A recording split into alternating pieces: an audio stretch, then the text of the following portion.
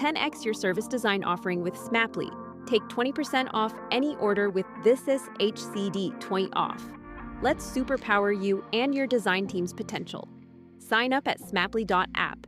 Enjoy the episode from your friends at Smaply, helping support This Is HCD podcast.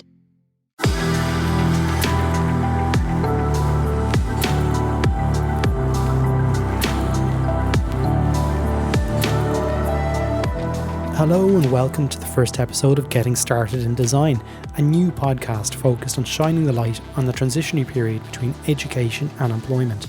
Its purpose is to help identify the most problematic areas for emerging design talent around. My name is Gerry Scullion and I'm a service design practitioner and trainer based in Dublin City, Ireland. And I'm the founder of the HCD Network and the This Is HCD series, and our focus is to help empower and connect people. So we want to hear from recent graduates and employers hiring design talent globally. So you can get involved by chatting within our Getting Started channel on our Slack channel, and a link to join that is in the show notes. It's free and you can connect with other designers in the same stage of their career and also connect with other thought leaders to get their advice. On the show today we have Aiden McGale, one of Ireland's leading design talent recruiters and founder of DesignTalent.ie, a job board that connects talent directly to businesses. Now he's doing things a little bit differently and is connecting design leaders directly with emerging talent through his portfolio review series in Dublin, something that is picking up speed. Now we speak about the chasm between education and the real world and how to connect directly with businesses. We speak about the attitudes, and also the question that I get asked the most is, should I just take any job to get started in my career? But let's get straight into the episode. Aiden McGale, a very warm welcome to Getting Started in Design. You're the very first guest, and we're sitting here by the beautiful Liffey River in Dublin. It's a beautiful day. Everything's beautiful. Beautiful. We're being mildly sarcastic. We may get heckled by some seagulls as we're doing this episode. Yes, potentially. But Aiden, thanks so much for agreeing to be the first guest. You know, I've been speaking to you about this since I returned home, pretty much about 12 months. And it's something that I really believe there's huge power in talking about how we can improve the experience for people trying to get into design. Yeah. And I guess my own personal experience, I graduated in the early 2000s, 2002, and I finished my university degree in industrial design, and then I was left. It was like, I'd been not left the coop, thrown out of the coop. And I was like, hang on, where am I? Tonto, where do I need to go from here? And I had to kind of figure it all out myself. And I've spoken to a lot of young designers, as we're going to hear, I'm sure you've done too. Mm-hmm. And things haven't really improved that much from the point of leaving university and getting into the world of design. Do you think it's got easier? No, so first of all, thanks for having me. It's always a topic that I'm keen to talk about because I think bridging this gap is really important, and it's a challenge for new graduates entering the market. I don't think it's got easier. I think it's probably got harder because the proliferation of roles that are out there, it's almost harder for graduates to know where they fit. And I think that's the biggest problem that I see of new graduates entering the market and talking to people like myself as a recruiter in the design space is they literally don't know where to start. So say UX is a popular destination for lots of people who study like interaction design or even graphic design and stuff, that they move into this world. Do you think it helps if universities start creating UX specific degrees? Is that going to help improve the transitional period of moving between university and employment? To be honest, my feeling on this is the universities need to do more to support their graduates to enter the job market. And if that's things like, internships while they're studying, or if it's building better professional relationships with these companies. So, bringing these big companies in to help to shape the curriculum and therefore delivering to those companies candidates that are effectively ready to be hired. I think that's more important. I think it's in the design sector, but it's also probably in many parts of our education. The transition out is very, very difficult for students, and I think that's where the value can be added by the universities. It's starting to make those connections with employers and effectively making their students employer ready and giving them an insight into what's going to be expected from them when they enter the world of work. Yeah, so it's like there's a triage of roles happening here. There's the employer, there's the educator, and there's the student, for want of a better word. And looking at the perspective of the employers, what are the things that employers are looking for from the graduates? Yeah, I mean, I think there's a broad spectrum in terms of the companies who hire in this current market. I think design is growing in maturity in Ireland, and I think, and I'm talking from the Ireland perspective because we're sitting here in Dublin right now. I know you have a global audience, but in terms of where we're at in Ireland, there are a range of companies who are hiring designers, which is amazing. I think there are companies where the design maturity is low, where they're entering at the ground floor in terms of the banks, public sector, where design is starting to get a seat at the table, but it's very early days. Then there's the more traditional design, the design studios, the branding studios, the graphic design studios, and I think they all look for something different. And again, I think that's why it becomes so complicated for designers entering the market to know how to position themselves.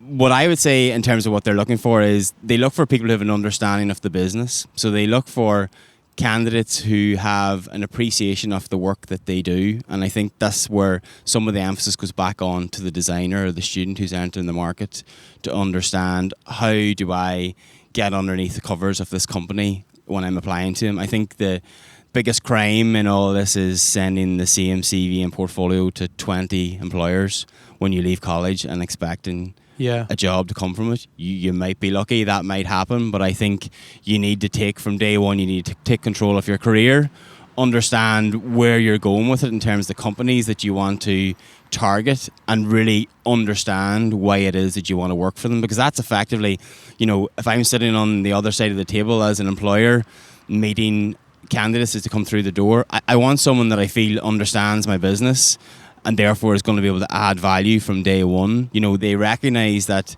you're entering with a level of skill as a new graduate, so therefore, there's going to be certainly a learning curve for you, but they want to bring people in who are going to understand what their business is and contribute from day one. So one of the questions that keeps on getting asked to me in the direct messages and the This Is HCD Slack channel is it better just to take any job, even though they know that the culture is probably going to be really difficult? And this is the bit that I struggle with, especially when I did a lot more mentorship in Australia. People will come to me and say, listen, look, there's a job here, and I'd be like, oh God, I'm not too sure. But on reflection, is it better to go in there and really experience the dysfunction and experience the real world, where sort of the method meets the madness in some ways of design in the actual business world? Yeah, no, look, it's one I probably struggle with as well, to give advice to people. If I reflect on my own career, I took a role that I knew wasn't where I wanted to end up, but I knew it was going to be a stepping stone to get somewhere else. So I would rather have been inside the organisation, figuring out how I got to where I wanted to be, versus on the outside, waiting for that perfect role to come up. So I think if it's a company or an industry, or it feels like a solid stepping stone to where you want to go, then I think give it serious consideration. I don't think I would say take any role, because you have to be in some way motivated and interested in the work that you're doing. Otherwise, it's not going to work out for you in the long term. So, but the big challenge for every graduate is getting that experience. And I think, the other side of the argument is when you're sitting in front of potential employers and they're reviewing their portfolio, they want to see real work. The work that you've done through your studies is fantastic, but they want to see work that's out there in the real world. So getting that on your portfolio as soon as possible is also important. So there's no definitive answer, to be honest. I think it's just about making the best choice you have at that time in terms of where you're at in your job search. Yeah. I remember when I finished, and again, to give the context, there was no iPhones. I didn't have a computer at home that had internet. It was a different time. And I got offered a job down in the West Cork, and I was grateful for it. It was just it was an opportunity. It wasn't where I wanted to be, but I did it for 6 or 9 months. And then I started to notice I was inheriting a Cork accent, and I realised I had to move back up to Dublin. Bit of a joke there. I didn't. Never happened to me. But, that experience really stood me the test of time, and I was able to go travelling with a little bit of experience in my back pocket. But in the bigger scheme of things, I realised that wasn't what I wanted to do. And one of the things that I do when I mentor young people is I try to get them aligned to, or define what their North Star is. Like, what is it they stand for? What are their values? What works for them? What doesn't work for them? So at least if they know they're going into these opportunities, they know it's not going to be for the long term. So what are your thoughts on people taking jobs that may conflict with their internal kind of compass? Yeah. I think that's a tricky one as well, because again, knowing maybe what your North Star is, even in terms of ways of working and companies' core values, can be kind of difficult when you come out of college. You haven't necessarily done the level of self-reflection that you even really know what the best way of working is for you. So again, it's sort of tricky. I think it's about really trying to figure out the type of work that you want to do. So, in terms of disciplines, like, UX or service design, or industry, what really gets you excited.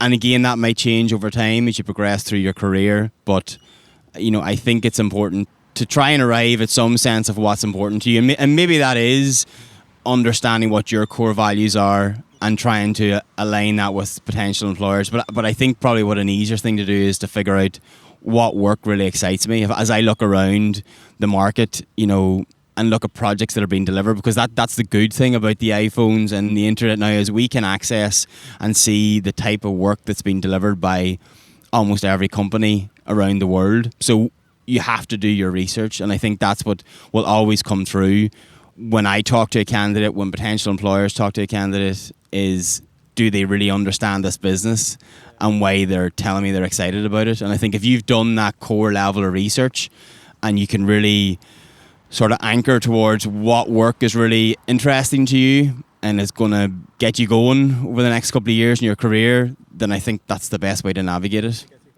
Do you think there's a difference between mature students moving between professions? So say like an engineer doing a UX course and entering the market versus a student who's done a 4-year degree and entering the market? And if so, how are employers treating them differently?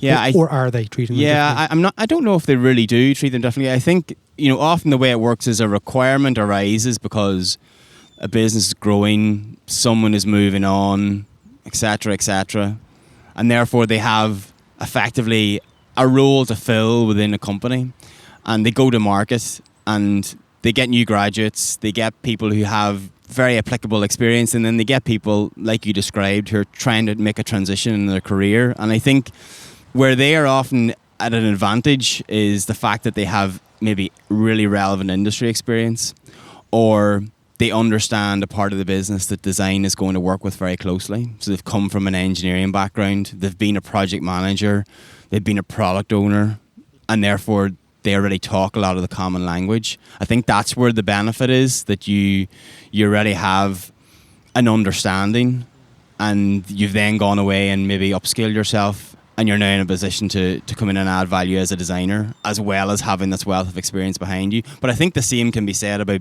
being a graduate.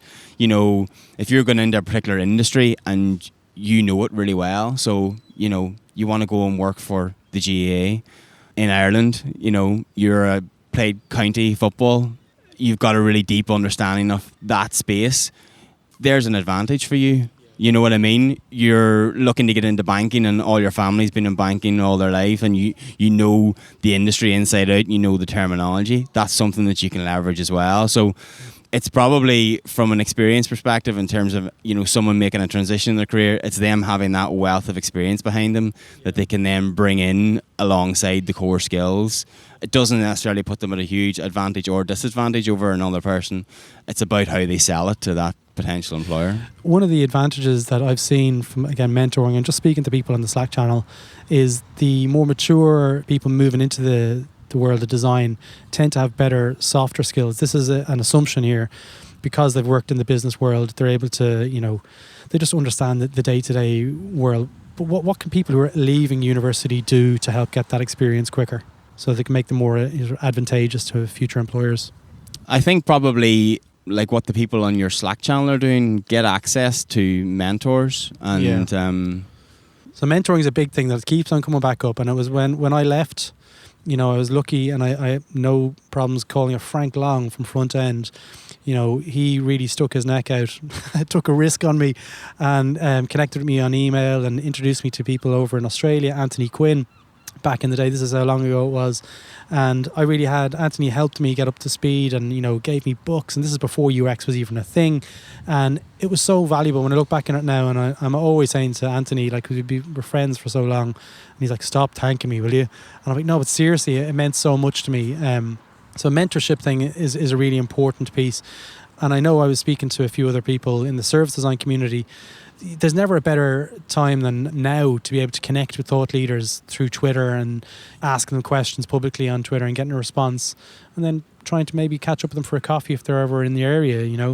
There are definitely things that can be done to, I guess, raise your profile. Yeah, no, I totally agree. I think people are really generous with their time, and I found that in terms of connecting people with potential mentors and the portfolio sessions that we run in Dublin, where it's very easy to ask design directors and design managers from the big companies around town to come in and mentor junior designers. They're very happy to do it. And I think that will help you navigate towards where you want to be in your career. So I think, again, it's that groundwork you need to do when you're starting your job search to really understand where you want to go, and then pick the mentors that are doing the interesting work and approach them. And I would be surprised if you don't get a 100% hit rate. They might be able to meet you today or tomorrow, but if you go to them respectfully, respect their time and approach them the right way, you'll get a Skype call or you'll get a coffee. Yeah, absolutely. So let's play a little bit of a role-playing game here. And, you've just finished your degree, you're about to do your graduation. What should you have ready when you're going to the market? What's the thing that they reach out to you and you're like, hey Aiden, I'm on the market, I've just finished a degree or just finished a 12-week intensive course. What should I at the very least have ready to go and start your search? Yeah, I mean, obviously the starting point is a CV and a portfolio of your work, and I think the portfolio doesn't need to be every single piece of work that you've completed through your course.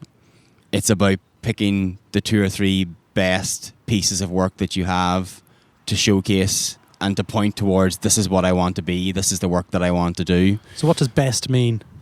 I mean, I think it's about relevance. So relevant to, like I say, the work that you want to do. So, if you want to be a service designer, don't put 2 case studies of a branding project that you did. So, I mean, it's about relevant work and getting as close to what would look like a case study in the space that you want to work in. Then it's about understanding what needs to go into a portfolio. So what does a good portfolio case study look like in terms of, the process, the decisions that were made, the work that you contributed versus the overall team. It's about telling the story. And I think that's what is often missed in portfolios. It's the end result is what's highlighted. And really what employers care about most is the process. What was your thought process? What was the research that was done? How do you arrive at the decisions that you arrive at? Because that's what they want to see. What is your process? Are you the type of critical thinker that's going to add value for them as a company? So it's about getting that foundation in terms of the portfolio. And then from there, it's really just, I would say, honestly, working with recruiters, if you're leaving college, isn't a route that I would go down. Because we are often engaged at a more senior end. The talent is available at the entry level in the market. 1 or 2 years later. Yeah. We're a little bit further down the line in terms of where we can support and engage. Now, I'm always open to helping people in terms of looking at portfolios or, pointing them in the right direction of companies that are hiring. That's not an issue, but I wouldn't use recruiters as a shortcut to finding your role. I think just start networking, get out there, get to events, get on Twitter, connecting with people. Don't spam them. Don't spam them. Yeah, for sure. I mean, that's that respectful thing. Be respectful of people in terms of how you approach them. That's something that you will learn as you progress through your career. People have different ways of communicating. If someone is really active on Twitter and you can see their tone of voice and you can see the way that they communicate with other people, then you can look to mirror that. Other people aren't necessarily going to be as receptive to that type of approach, and you might have to go about it a different way. I think definitely across Europe and especially here in Dublin, there's a great scene around, design events, product events. So there's an opportunity to get out and get your face in front of people and, learn more about their business and tell them about yourself. And I think that's incredibly powerful. And I think the opportunities that will come to you, maybe not now, but further down the line, are plentiful from taking that approach. Yeah. And I remember the conundrum I had was when I couldn't get work, when I finished that piece of project down in Cork and stuff way back in the day, I took another job just to pay the bills. And in the background, I was still kind of had this dream of becoming a designer that very really it may not have happened. It was only for, a few other things that happened at the same time. So what are your thoughts on people, working bar jobs, working in restaurants and stuff just to pay the bills? How do they get around that? Yeah. I think there are a lot of companies out there who still don't recognise the value that design can bring to them. So Ireland has a great startup scene, and there are a lot of companies there who would really benefit from a designer on their team. So I think there are opportunities for you that if you're working in that bar job and you're just really finding it difficult to make a break into the industry, because, let's be honest, there are a finite amount of roles and there are a lot of graduates across all of the universities and the various different courses that are supporting people to make a transition into design. There are definitely going to be people who are sitting listening to this who are working in a job but it's not directly in design. I think there are opportunities, if you can apply yourself in the right way, to finding companies who could really value a graphic designer or a service designer, or some support from, a UX practitioner. There are umpteen opportunities. I really hesitate to say to take work that's not paying, because, it's not a good place to start. Yeah, I agree. But there are definitely ways to approach companies and offer them services that they would pay 10 times for, that you could potentially deliver to them, even on a short-term basis, that will start to get that good experience on your portfolio and help you to make the next step. Yeah. So just going back to your portfolio review thing, you're doing that with DesignTalent.ie, and it's not an endorsement in any shape or form. I've looked at Aiden from afar and totally respect the work that you're doing in the market to help cultivate and build the maturity in the local market here. It's fantastic. But talk to me about Design Talent and graduates. Yeah, the reason for us starting the Portfolio Review Club was the conversation that I was having, similar to the ones that you probably have on Slack, with people who are trying to enter the market, and really the value that I could bring and the support that I could give them was pretty limited. So the portfolio review sessions were a way of giving something back, giving people an opportunity to access mentors in an informal environment. So let's be honest, interviews are a very difficult place to really show your true self. And especially in the early days of your first few interviews, you're going to be very nervous. And you're not going to necessarily sell yourself in the best possible way. And also, they're not a great mechanism for getting good critique and feedback on your experience, because, you're one of 20 people. You'll probably get a one-line response to say, unfortunately, you were unsuccessful this time, please try again. It doesn't give you a lot to build on for the next interview. So we started this session as a way of connecting people who are trying to enter the market, who are trying to pivot in their career. They can be at any stage really, but they just want to try and access people, get a couple of hours in front of really experienced design professionals and say, look, I've gone through a couple of processes, I'm not getting a job, what's happening? I've just started looking, here's my portfolio, can you give me some pointers? And it's been really successful. People have been hired from it. People who've been interviewing 4 or 5 different places before they arrived have got their next role that they've gone for from the feedback. So it's really just about trying to cultivate a community and give those people access to mentors that maybe they would be hesitant to put their hand up or contact directly. Yeah.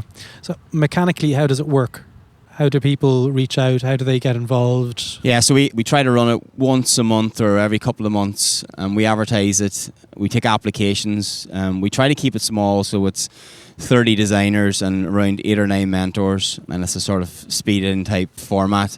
So we obviously receive more applications than we can fit, but we try our best to select a really diverse range of designers to attend. So that's new graduates, people changing their careers, people who've just come to Ireland and are looking for their first role. So we try and make a really diverse range of designers in the room to get at any one time. Perspectives. Yeah.